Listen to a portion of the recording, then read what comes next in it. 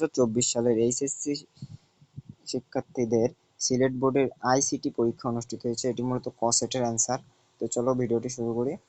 এখানে 1-এর খ, 2-এর ঘ, 3-এর খ, 4-এর ক, 5-এর ক, 6-এর গ, 7-এর খ, 8-এর ক, 9-এর ক, 10-এর গ, 11-র ঘ, 12-র গ, 13-র খ, 14-র গ, 15-র খ, 16-র ঘ, 17 গ, 18 ক, 19 ঘ, 20 খ, 21 ঘ, 22 গ, 23 খ, 24 খ, 25 ক।